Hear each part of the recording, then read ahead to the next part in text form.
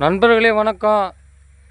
இன்று இந்திய கம்யூனிஸ்ட் தலைவர் தியாக சமல் திரு நல்லக்கண்ணு அவர்கள் இயற்கை எய்தினார் என்பதை ஆழ்ந்த வருத்தத்துடன் நான் தெரிவித்துக் கொள்கிறேன். அவர் 101 வயது முதியவர். ஆனால் இளமையில் அவருடைய மீசையை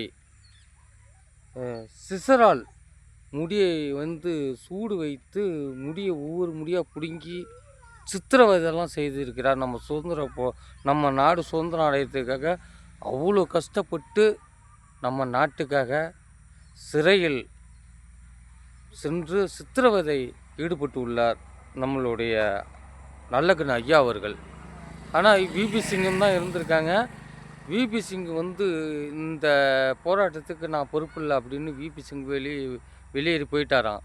ஆனால் நம்ம நல்லக்கண்ணு ஐயாவை யார் இந்த போராட்டத்துக்கு தலைமை யாருங்கும்போது நான் தான் அப்படின்னு சொல்லியிருக்காங்க.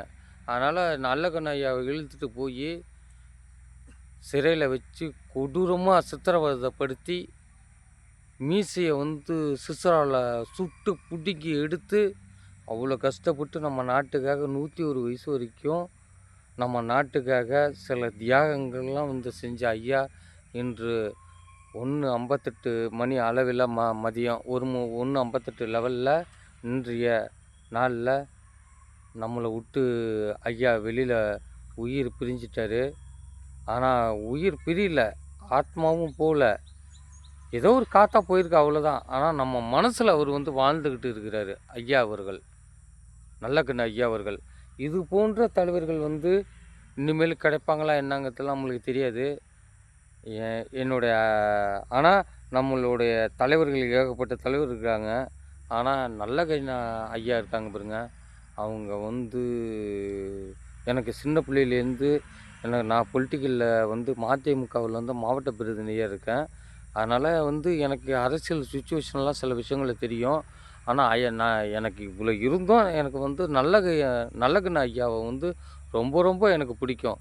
அவர் இன்றைக்கி இயற்கை எய்தினாருங்கிற செய்தி அறிஞ்சு ரொம்ப துயரமும் ஆழ்ந்த அனுபவத்தையும் தெரிவிச்சுக்கிறேன். எனக்கு மனசே சரியில்லை. மத்தியானத்துலேருந்து நம்ம ஐயா போயிட்டாருங்கிற வருத்தம் இன்ன வரைக்குமே எனக்கு நீலா துயலமாக இருக்குது. என்னால் தாங்கிக்கவே முடியல. அதனால் என்னோடய ஆழ்ந்த வருத்தத்தை ஐயா அவர்களுக்கு நான் தெரிவித்துக் கொள்கிறேன். நன்றி, வணக்கம்.